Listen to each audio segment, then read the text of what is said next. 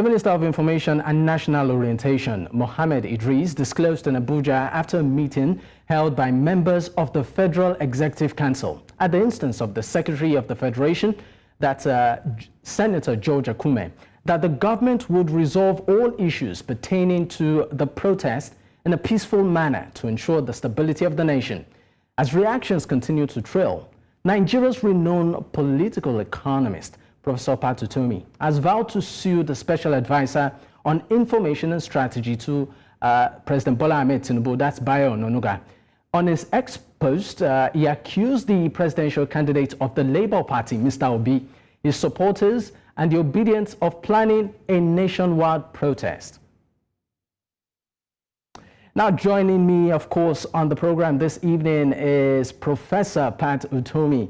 Thank you for joining me on Politics HQ on News Central.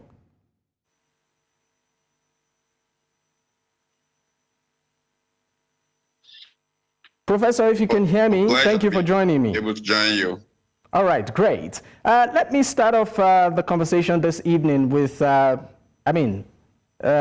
excerpt from the tweet of the Presidential Advisor talking about Mr. Bayo Onanuga. Very extensive tweet, but I'll just speak a part of it. It says, "Don't be fooled. The malcontents planning to stage a nationwide protest are supporters of Peter Obi, the failed presidential candidate of the Labour Party, and he should be held responsible for whatever crisis emanates from the action. The protest planners are also the same people who are instigated by IPOB leader Nnamdi Kanu to launch the destructive EndSARS protest in Nigeria in October 2020. EndSARS began as a genuine protest by youths against the police special anti-robbery squad, notorious for high-handedness. IPOB members planning to extradite the southeast region from Nigeria infiltrated the protest and hijacked it for their own agenda."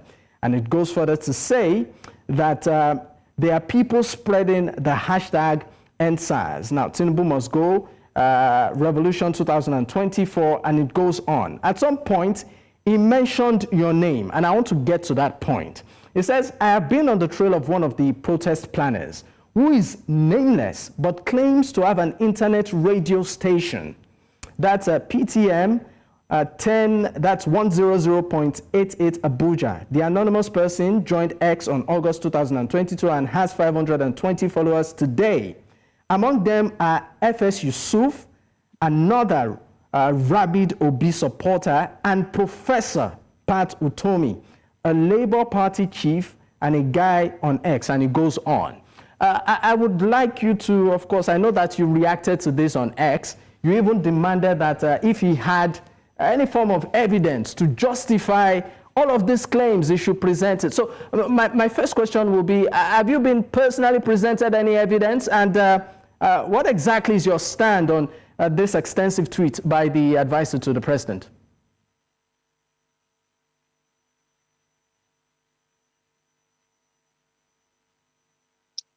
You're breaking, I beg your pardon. Okay, so my question is, you demanded that some sort of evidence be presented to justify all of the claims. The onus, I guess the onus of proof is on the person. But you see why I find this argument very problematic is that it tends to put one in a defensive position, like there's something wrong with protest. Nothing wrong with protest. The only problem is on the streets. I've planned many, celebrated them on the streets of Nigeria. So why would I be planning one and now hiding? That's the logic of the whole matter. All right. So, what's your stance? Because I also know that you subsequently talked about protest, in one of your tweets. What's your stance on this particular, planned protest?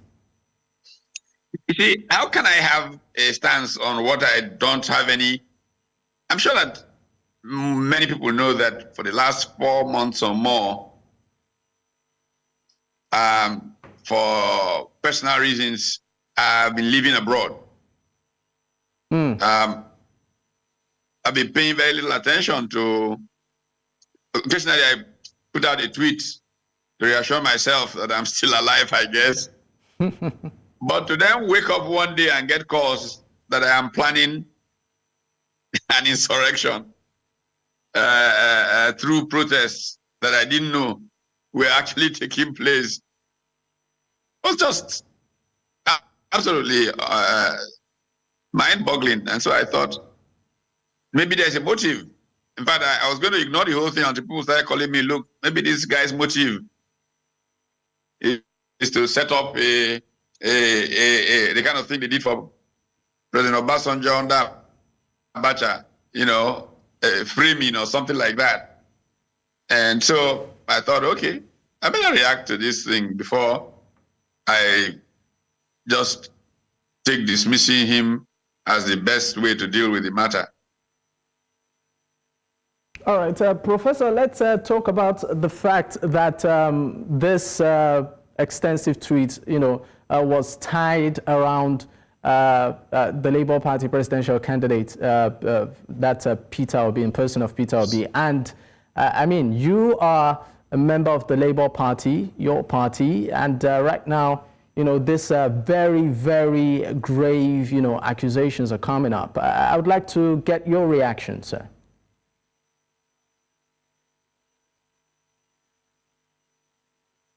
I'm sorry, I didn't hear most of your question. It was breaking up. Okay, my question to you is this. All of this has been tied to the Labour Party presidential candidate in the last election, in person of Peter Obi, and also supporters of the Peter Obi movement. I would like your reaction, particularly on this. I mean, it is somehow a statement about how we misunderstand democracy, even though that is, in my view, from what I know, totally fallacious. The truth is that that's what the opposition should be doing. Opposition should be badgering the government to do what is right, protesting on the streets, in parliament, anywhere it can. That is the meaning of opposition. I am actually unhappy that they are not opposing enough, because that's what opposition is supposed to be about. Look, I'm not sure how people come to these conversations, but democracy is suffering very badly in Africa, partly because we do not know what to do in democracies. To accuse people of doing what they should be doing and make it look like a crime, it just shows the shallowness of those who are doing it, because that's the duty of your position. If they did it, they would be right, but they are not doing it.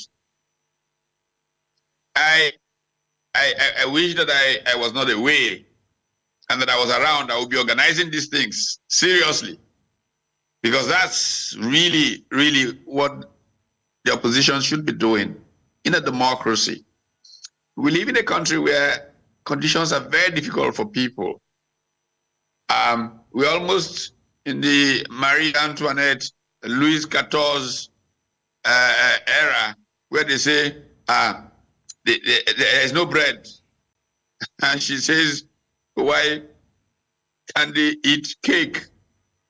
That's what we are in Nigeria. And then the same people have the temerity to accuse people who want to point it out of treason. Is this still democracy? I felt more comfortable under the military opposing their ideas. And go back and you will see how I oppose military rule.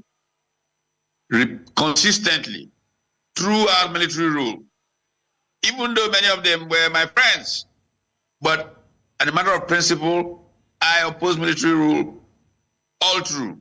And then some people who were joining me in the protest now grab power. And they say, if you talk, you are an enemy. What kind of thing brings us here? But don't be surprised though. I predicted this would happen. 5 years ago, I wrote a book titled, Why Not? Citizenship, State Capture, Creeping Fascism, and the Criminal Hijack of Politics in Nigeria. That's the long title of the book I wrote 5 years ago. Go and read it. You will see that I predicted all these things happening. I went to Jacques Ellul and propaganda, and how propaganda turns, the Nazis in Germany. How did they get there? This guy called Joseph Goebbels, rising from Weimar, Germany.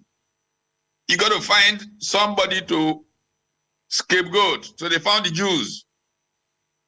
They had to make them object of hatred. And that hating led to 6 million people being exterminated for no reason. 6 million people being exterminated. And they started exactly the way this Nigerian process is going. And I warned about it 5 years ago. Just watch what is going on in Nigeria. Just watch. Let it continue without people rising. Then you will see where we will get to. You said quite a number of things, but I caught a few things. You said that the opposition isn't opposing enough. I would like you to further expatiate on that. At all. So what would you want them to rather do? National Assembly. Who are the opposition in National Assembly?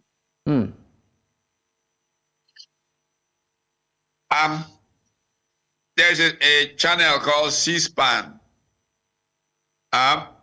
It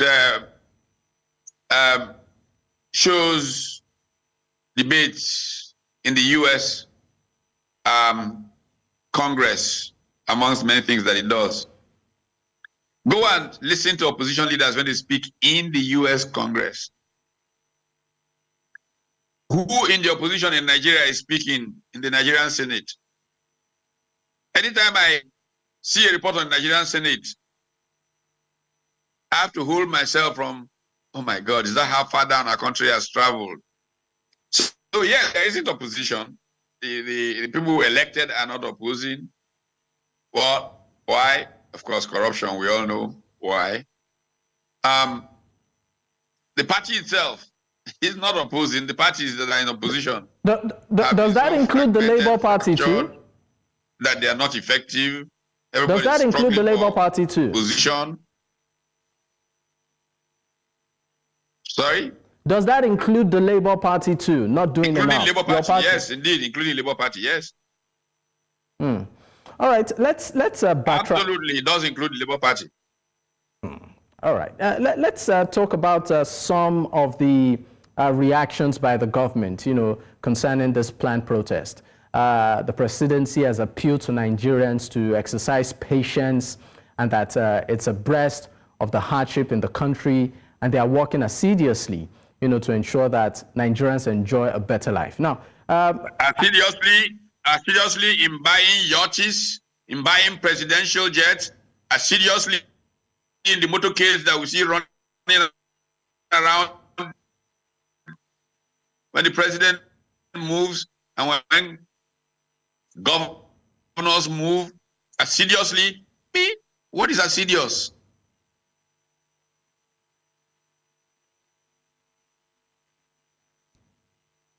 Professor Pat, still on that, they also appealed that particularly for people to exercise patience, that the policies would start yielding fruits. Now, I would like you to talk about some of the policies of the administration. We know of the end of the subsidy regime, even though this conversation has lingered for years, being a hotbed of corruption.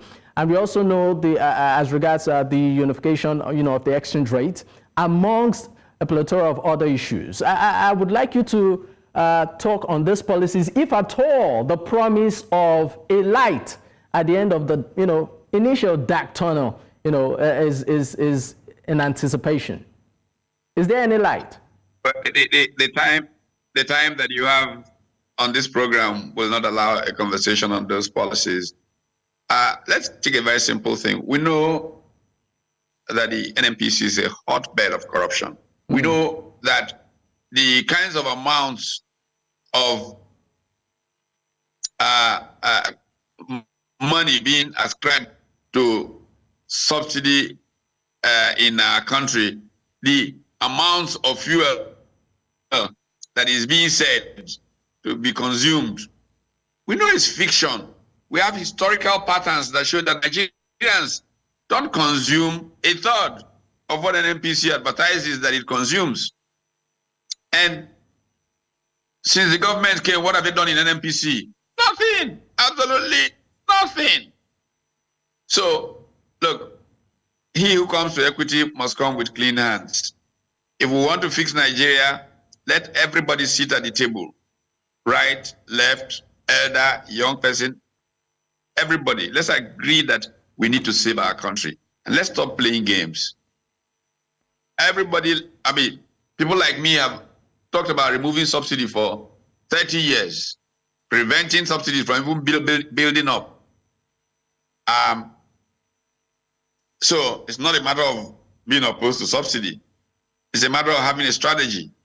You can't be talking about removing subsidy and elite in politics are squandering the riches of the country.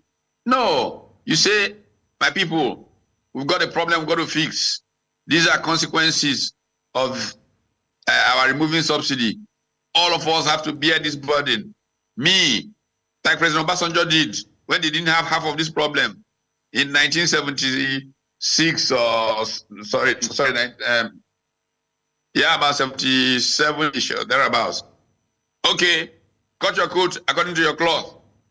I, as president of Nigeria, head of state, 504 is the upper limit of my travel, and so on and so forth. Have you seen the political class here show any indication that they want to sacrifice? And then you say you are talking about fixing any problem? Oh, the people will not accept that kind of subsidy removal where it is for them to suffer and the politicians to enjoy. All right, Professor Pat. I mean, because we're pressed for time, in 30 seconds, what do you make of what we see between the Dangote refinery, the back and forth between the Dangote refinery and agencies of the federal government? 30 seconds, sir. Your take. I have no information at all to be able to make an intelligent comment on that. All I have is what I've seen people throw out. And, you know, in this business, people get caught.